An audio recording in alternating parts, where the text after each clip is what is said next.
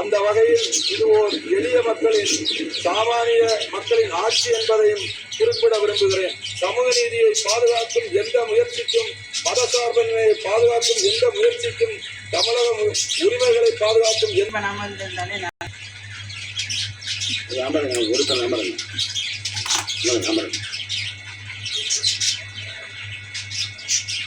இந்திய கம்யூனிஸ்ட் கட்சி மாநில உறுப்பினர் திரு ஆர் செல்லசாமி.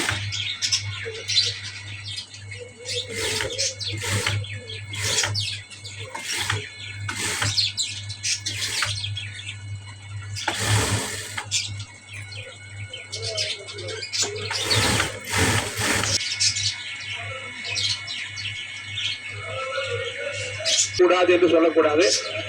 பேசுகிற உரிமை மாவட்ட உறுப்பினர் தீர்மானத்தை முதல்வர் முன்மொழி உட்காருங்க. பேசுறதுக்கு அப்புறம் நீங்க உட்காருங்க.